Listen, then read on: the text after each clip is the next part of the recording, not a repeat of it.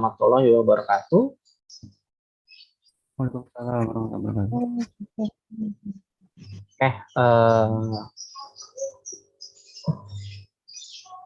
Untuk pertemuan kita hari ini kita akan membahas berkaitan dengan penulisan ya berdasarkan silabus itu kita akan membahas berkaitan dengan pengutipan dan daftar pustaka. Namun saya yakin ini pasti akan sedikit cepat karena saya yakin kalian sudah sudah mempelajarinya pada mata kuliah seperti bahasa Indonesia ya. Jadi ini akan mengulas kembali yang berkaitan dengan terutama kalau di kita itu adalah ininya ya berdasarkan aturan kampusnya tentunya ya. Karena ketika kita bicara pedoman di kita ya ada beberapa hal. Yang pertama itu adalah untuk pedoman kita yang terbaru terutama berkaitan dengan penulisan ya. Jangan heran ketika kalian nanti atau melihat karya tulis yang di kampus yang yang lama-lama kemarin dengan nanti yang mungkin akan kalian buat itu ada sedikit perbedaan. Karena kan memang ada aturan-aturan yang memang berubah. Seperti contoh di sini dia adalah tata cara pengutipan dan daftar pustakanya. Nah, kita langsung saja. Ya, kalau sebelumnya dalam video saya memberikan bahwa kita membahas berkaitan dengan teori ya. Karena kalau kita bicara teori ya seperti yang dijelaskan pada video juga bahwa nggak akan jauh gitu dari judul gitu. Karena minimal kadang kan kita gini ya, ketika kita membuat suatu karya tulis sudah punya judul, kadang kita bingung teorinya apa saja sih yang harus kita cari gitu. Teori memang tidak pada judul itu pasti lebih dari judul. Cuman kan kalau kalian bingung itu bisa diawali dari teori yang pada judul kalian. Ketika kita membahas berkaitan dengan sistem keamanan menggunakan apa, lalu kita membuat sesuatu menggunakan Arduino Uno misalnya, berarti kan di situ secara logika, ya secara teori pun pasti ada teori Arduino Uno-nya, pasti ada sistem informasinya misalnya, pasti ada berkaitan dengan jaringannya, sistem keamanan. Kalau kalian memang membuat seperti itu, membuat game pasti ada teori tentang gamenya seperti apa misalnya, ya menggunakan format apa, pasti di situ ada teori dari si judul tersebut. Yaitu sisanya bisa tinggal kita kembangkan lebih lanjut lagi. Jadi itu salah satu trik atau cara untuk mempermudah kalian juga berkaitan dengan menulis gitu. Kalau bab 2 kan biasanya teori, bab 3 bisa metodologi perancangan, itu di mata kuliah metodologi penelitian mungkin ya. Nah, di situ. Nah, sekarang kita bicara pengutipan dan daftar pustaka ya. Kita kan secara umum dulu itu pernah dibahas mungkin versi Vancouver ya dengan versi Harvard. Apa Harvard lah ya. Nah, ketika kita bicara Vancouver pengutipan, dia kan menggunakan angka. Tetapi ketika Harvard dia nama, tahun, ya, halaman. Nah, untuk di kita, untuk aturan terbaru, terutama jurusan informatika di sini itu adalah kita menggunakan versi Harvard. Ya, jadi kalau kalian lihat karya tulis mungkin di kampus kita yang sebelum-sebelumnya, terkadang dia ada yang menggunakan versi Vancouver, gitu. Ya, misalnya sistem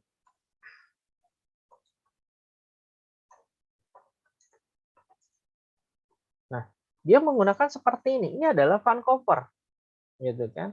Dia menggunakan angka 1, 2, 3, 4, 5 gitu. Ya, tapi ketika Vancouver sekali lagi saya mengingatkan bahwa kita tidak ada yang menggunakan angkanya itu seperti kuadrat ini di atas. Karena kalau kuadrat seperti di atas ini namanya nanti bukan pengutipan Vancouver lagi, nanti jatuhnya dia adalah catatan kaki. Gitu. Jadi bukan di kuadrat, biasa saja seperti ini. Gitu. Karena saya lihat ada mahasiswa yang justru kok dulu pernah dia jadi seperti kuadrat gitu. Padahal ini beda versi. Kalau yang dikuadratkan itu dia adalah versinya catatan kaki gitu, bukan Vancouver kalau kuadrat. Ya kalau Vancouver ini adalah tata cara pengutipannya kita seperti ini. Ya.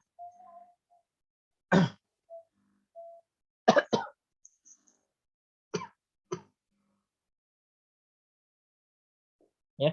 Nah, di sini dia menggunakan angka 1 2 3. Lalu untuk versi Harvard dia selalu nama, tahun, halaman. Nah, tapi di sini mungkin ada lihat juga terutama ada yang versi bahasa Inggrisnya atau mungkin kita bicara ada versi bahasa Indonesianya. Misal di sini kan kita selalu menggunakan Harvard itu sama ya dengan aturan umum juga bahwa ya menggunakan nama bagian belakang ya menggunakan nama bagian belakang. Misal saya ambil contoh di sini namanya saya minta ini ya Nurilam Sari ya ini adalah nama salah satu kawan kalian. Nah maka atau mungkin di sini ada Nurman lah ya kalau satu orang berarti kita kan pakainya Sari. Kalau Nurman karena satu ya berarti kita normal saja gitu ya kita menggunakan nama bagian belakang. Nah ketika kita bicara satu orang kita pakainya Sari maka yang ini ya karena kalau satu ya udah normal saja gitu. Jadi nama, tahun, halaman di sini yang yang saya maksudkan takutnya berbeda antara Indonesia Inggris. Terkadang ada yang seperti ini. Ya kalau kalian lihat yang seperti ini oke lah. Nah, tetapi terkadang ada yang takut seperti ini. Ya.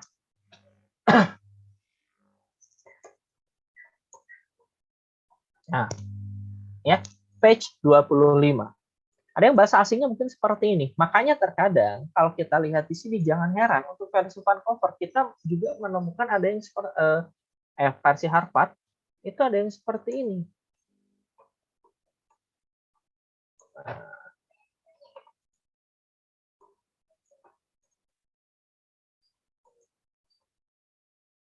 Ya. Nah, kadang seperti ini. Jadi jangan heran gitu sebetulnya ketika kita bicara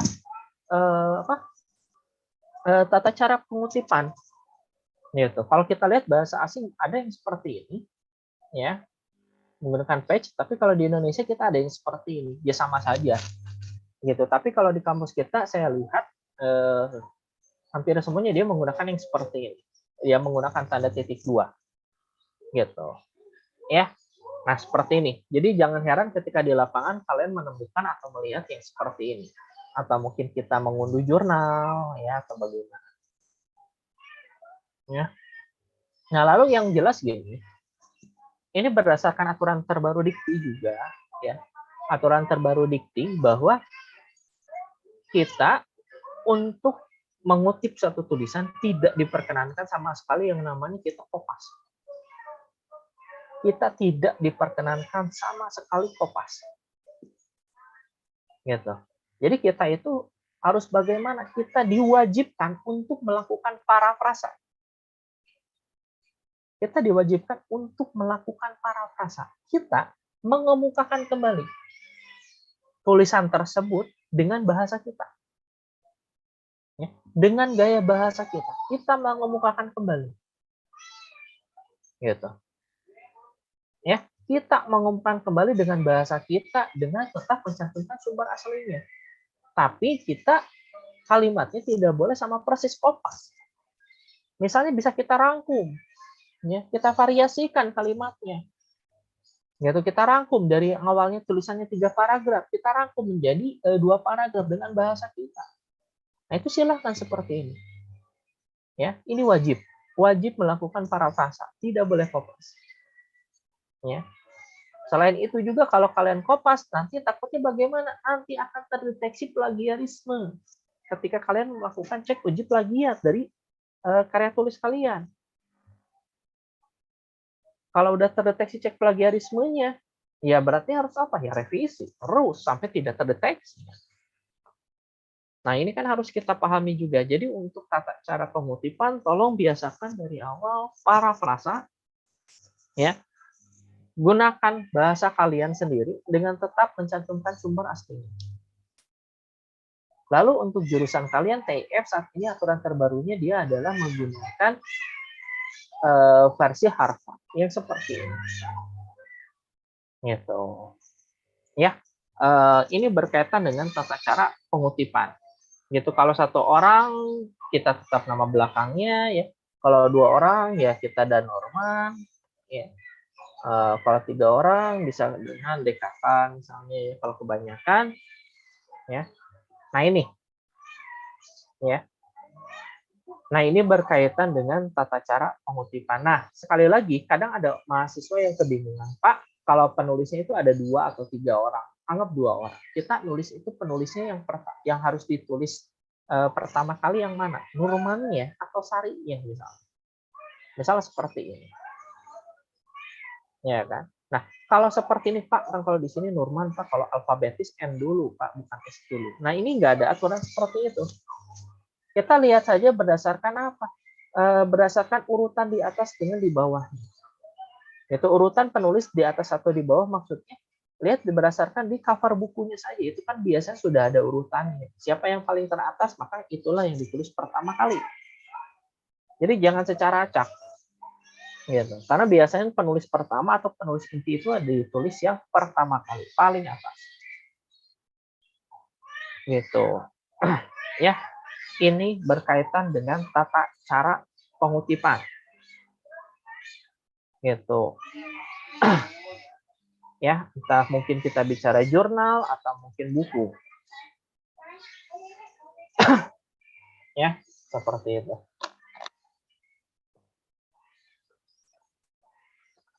Ya. Sok, silakan. Ini dulu sebelum saya lanjutkan, mungkin ada yang ditanyakan terlebih dahulu. Silakan.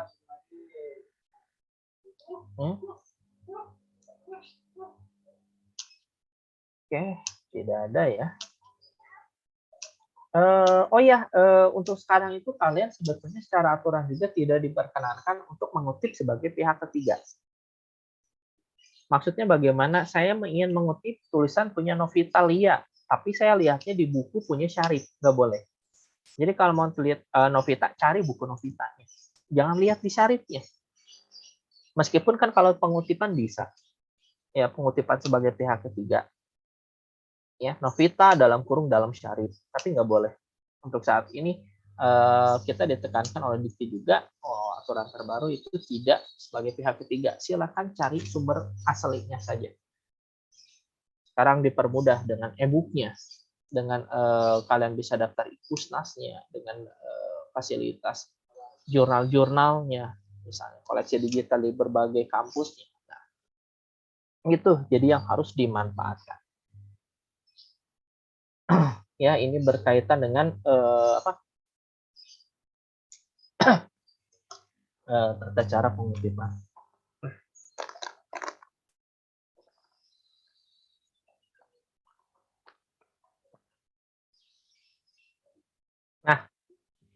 Nah selanjutnya ya berkaitan dengan daftar pustaka, ya sebetulnya kita bicara sama saja ya. Ketika kita bicara daftar pustaka, kita akan fokusnya itu ke Harvard ya. Nah, ada beberapa versi, ada yang menulisnya daftar pustaka dan ada daftar rujukan. Sebetulnya ya secara teorinya, ketika kita bicara versi Harvard, itu namanya bukan daftar pustaka, tapi daftar rujukan. Gitu. Ya. Bukan daftar pustaka tapi daftar rujukan. Itu secara teori, secara bahasanya. Ya, jadi kalau di versi Harvard itu sebetulnya diibaratkan kalau kalian lihat di belakang saya itu ada di bagian atas ada koleksi buku tuh. Nah, itu adalah pustaka. Tapi rujukan, jadi suatu tulisan kalian merujuknya kemana saja. gitu. Bukan koleksi seperti di atas. Gitu. Itu pustaka dan rujukan kalau kita lihat dari versi Harvard tersebut. Gitu. Ya. Itu adalah daftar rujukan. Ya. Nah, jadi tapi kita lihat sesuaikan lagi saja dengan kebijakan pihak kampus, dengan aturan kampus ya. Takutnya ini harusnya daftar pustaka, ya ikuti saja. Ya, tapi di sini kita bicara secara teori dan secara keilmuan terlebih dahulu. Nah, nanti bisa disesuaikan oleh pihak kampus ya. Kayak tadi yang ini aja kan ada yang HLM, ada yang gini kan sama saja. Nah, ini ya ketika kita bicara daftar rujukan. Oh ya, saya lupa, takutnya saya tidak menyampaikan tadi. Nanti nilai UTS itu kan sudah bisa kalian lihat dari malam ya. Jadi yang saya ingin pastikan itu adalah silakan cek sesegera mungkin hari ini juga ya. Kalau kalian merasa, Pak, saya ikut UTS, ya, tapi nilainya masih kosong, segera konfirmasi ke saya hari ini juga, karena memang hari ini paling terakhir. Gitu. Segera konfirmasi, takutnya salah input kayak kemarin malam itu beberapa kelas pagi ada yang WA, Pak, nilai saya kok kosong, padahal saya ikut. Pas cek, oh ya terlewat. Itu saya kelewat misinya. Itu namanya tidak terisi. Nah, takutnya itu terjadi kepada kalian juga. Jadi pastikan cek ya, kalau sudah ada ya alhamdulillah, kalau kosong tapi ternyata tidak ikut ya itu mah berarti memang pasti kosong kalau nggak ikut. Kalau sudah ikut kosong silahkan konfirmasi. Gitu. Ya. Nah, untuk daftar rujukan ya, kalau kita lihat, kalau kita bicara versi Harvard itu kan disusun secara alfabetis. Ya, tapi ketika saya lihat baca aturan di kampus itu bukan sekadar disusun secara alfabetis saja, tapi dia harus ada angka.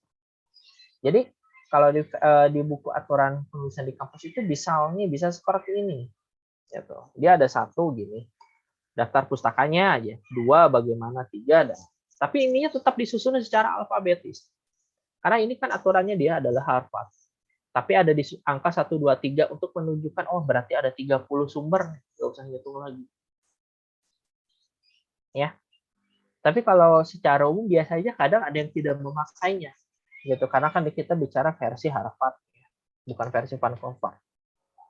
Kalau kita bicara versi Vancouver, ya silakan, boleh-boleh aja.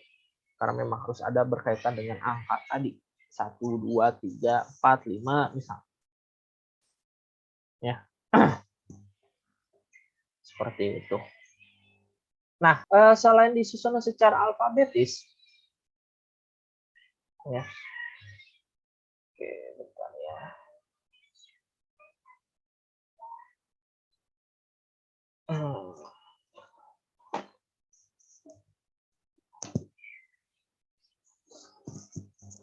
Oke, sebentar ya.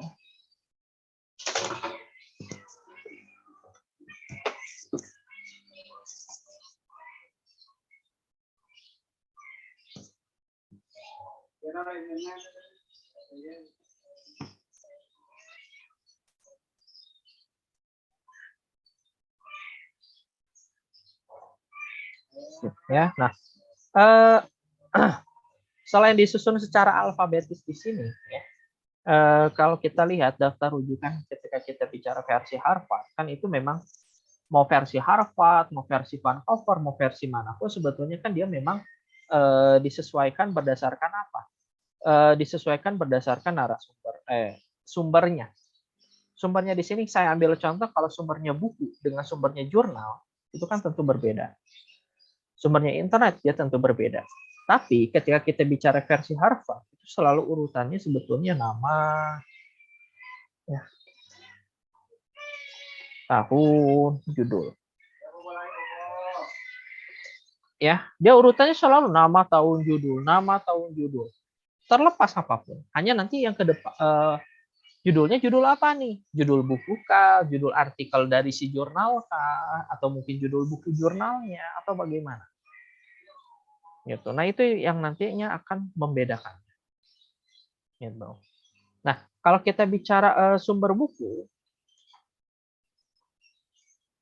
ya, ini kan nama, tahun, judul, kata, dan penerbit, ya. Ini selalu seperti ini. Kita nama tetap menggunakan nama bagian belakang. Kayak tadi, saya ambil contohnya kan dia adalah Novita Lia Nurilam Sari. Ya. Nah, kita pakainya berarti Sari. Koma, misalnya Novita, ya, 6, N. Ya.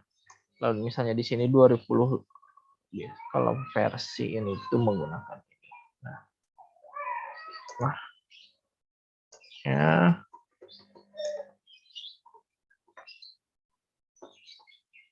Ya.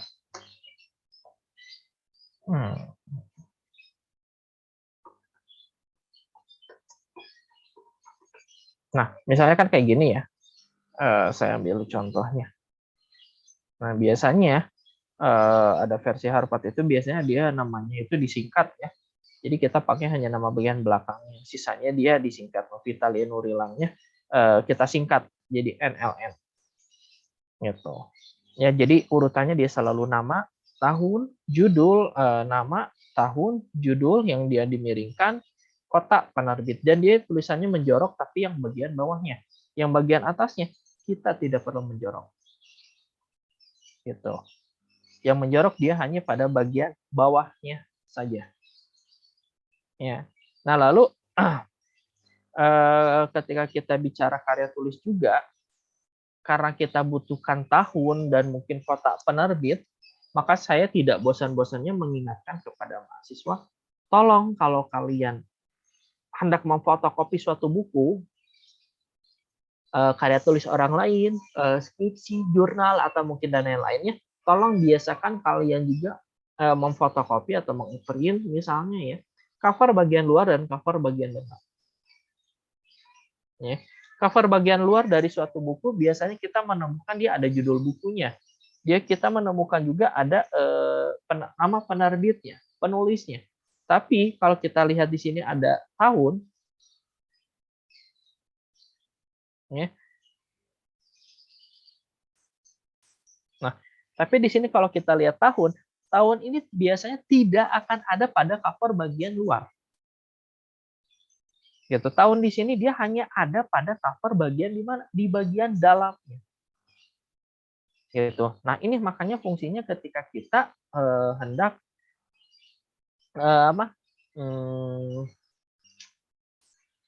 hendak memfotokopi suatu buku, tolong fotokopi juga cover bagian dalam. Ya, karena kita butuh sumbernya ini. Untuk kebutuhan apa? Untuk kebutuhan daftar pustaka atau daftar rujukan ini. Ya, seperti ini. Ini berkaitan dengan sumber dari buku tersebut. Gitu.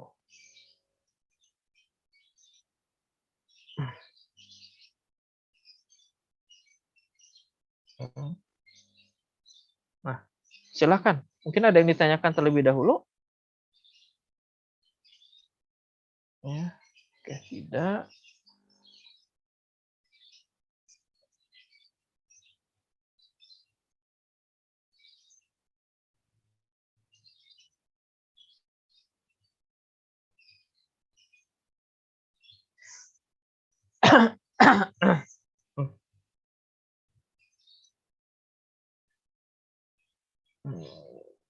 Ya, saya ambil contoh.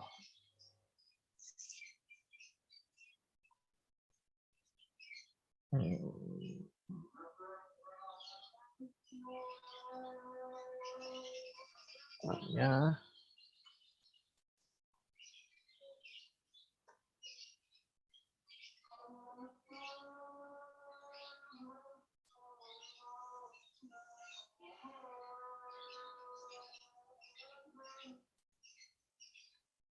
Oh ya, aduh, saya lupa lagi, saya sudah memfotokan, tapi sepertinya harus dicari dulu.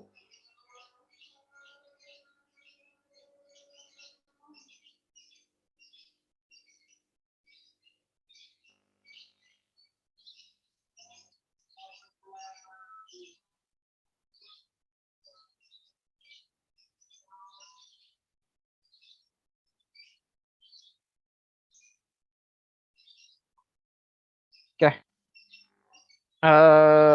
Nah gini, maksudnya yang ingin saya tekankan di sini adalah gini.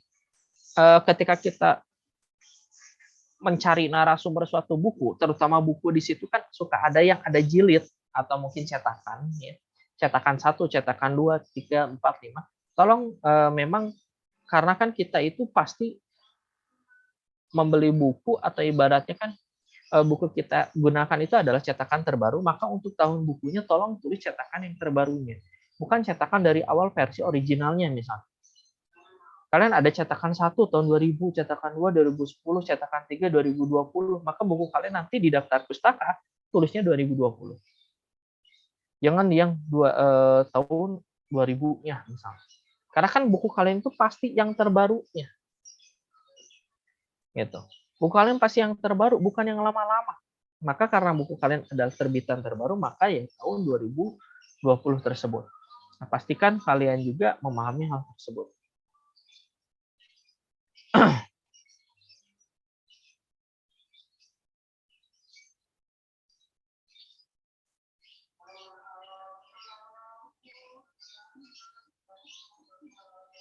Nah,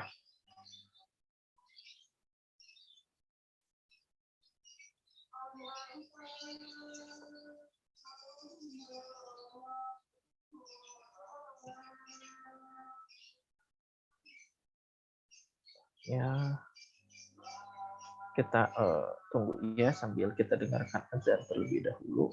Saya mencari kemarin lupa saya.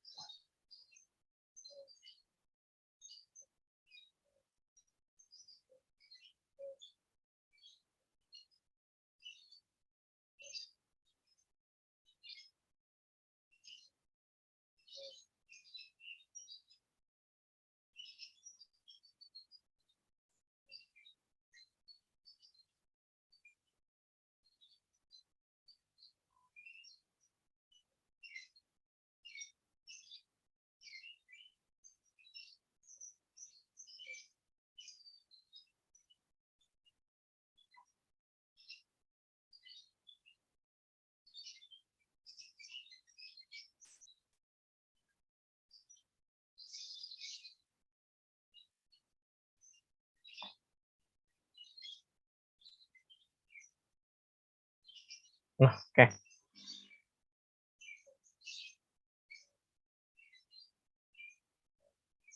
Nah, untuk kita bicara sumber sekarang dari jurnal. Nah, kalau ketika kita bicara jurnal, kita tetap sama ya. Nama penulis, ya misalnya kita seperti ini saja, ya. Nama penulis, tahun penerbitan, ya.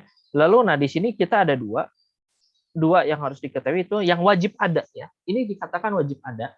Yang pertama itu adalah judul dari si buku, yang kedua judul dari si jurnal.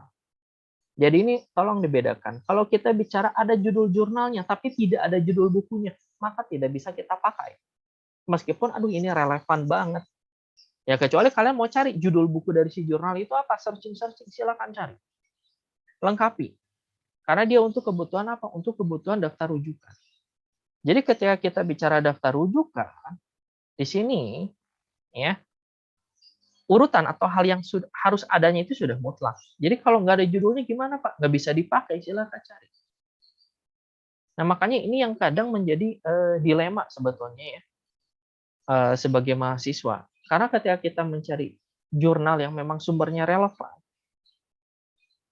itu kan bagaimana? Itu kan gampang-gampang susah ya. Dibilang gampang-gampang, dibilang susah, ya susah gitu. Giliran nemu yang pas, yang oke, ternyata nggak bisa dipakai. Gitu. Pengutipan bisa, tapi kan untuk kebutuhan daftar rujukannya nggak lengkap. Nah itu pun harus kalian ketahui. Jadi kita harus ada judul dari si bukunya. Lalu yang kedua dia adalah judul dari si jurnal. Sudah jelas. Misalnya kan di sini dia judul bukunya The Empathy Cycle, Refinement of a Nuclear Concept. Gitu. Untuk judul dari si bukunya dia adalah Journal of Counseling Psychology. Nah ini kan ada dua. Lalu dia ada nomor volume dan nomor penerbitan. Lalu halaman awal sampai akhir. Nah ini urutannya sudah jelas. Makanya kalau tadi saya katakan urutannya itu terkadang dia nama, tahun, judul. Ya, untuk sumber apapun. Hanya yang membedakan nanti si judul apa. Kalau buku kita judul buku. Tapi kalau jurnal ternyata di sini judul dari jurnal tersebut dulu. Udah judul jurnal baru kita bicara judul dari buku jurnal tersebut. Gitu, dan ini harus ada. Ya. Nama, tahun, judul, lalu diikuti dengan nomor volume, ya, nomor penerbitan jika ada. Nah, kalau yang ini jika ada. Tapi kalau jurnal ini bukunya selalu ada. Gitu ya. Nomor halaman pertama dia sampai terakhir.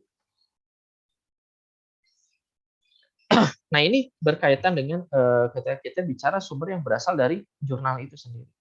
Gitu. Ya.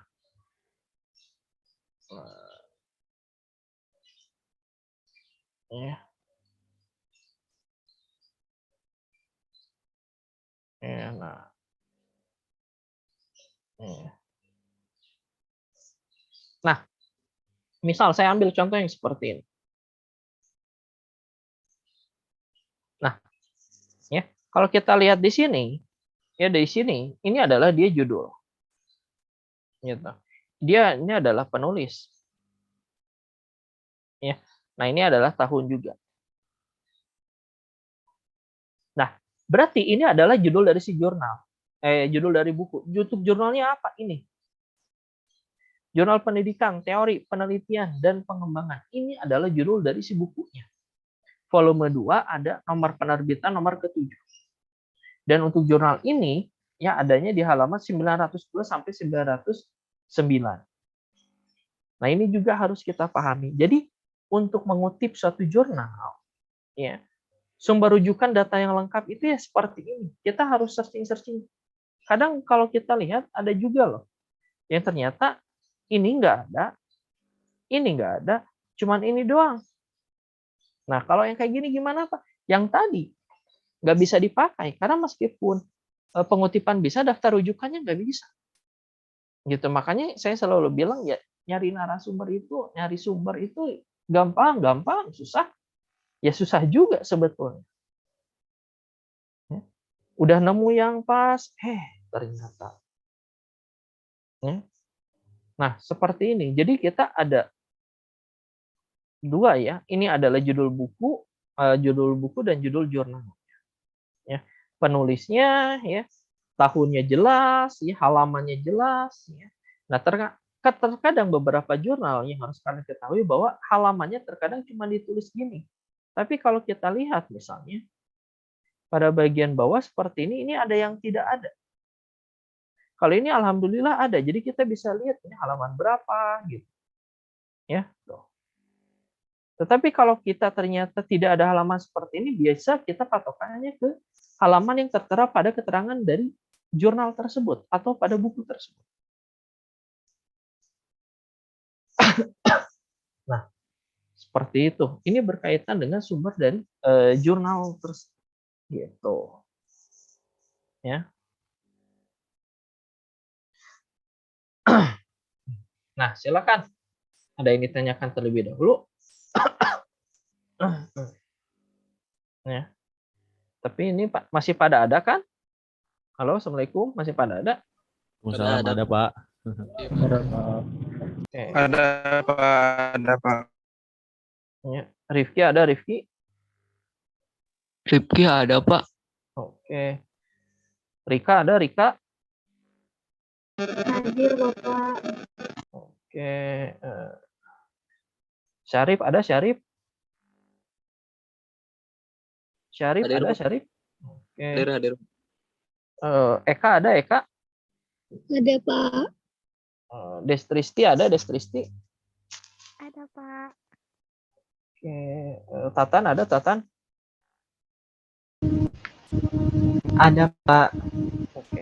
Ya, takutnya pada AFK. Ya. Nanti presensi secara manual. Ya. Nah ini. Jadi nyari jurnal itu ya kita yang harus lengkap yang seperti ini ya. Terkadang keterangan kayak gini, kalau kalian mengunduh jurnal, memang tidak ada pada jurnalnya, tapi ada pada web saat kalian hendak mengunduh jurnalnya. Kalau lihat di sekolah kan udah klik, nanti sambung ke web dari si jurnalnya, atau web kampusnya, web mananya. Nah biasanya keterangan volume, nomor, tahun berapa tidak ada pada jurnal, tapi ada pada keterangan web. Ya karena kan kalau kita lihat di sini kalau ngunduh jurnal ya kayak gini kan, filenya berubah jadi seperti ini. Gitu. Ya berarti kalian tinggal ubah aja nama filenya ketika ngunduh dengan data-data yang memang diperlukan. Ya, takutnya seperti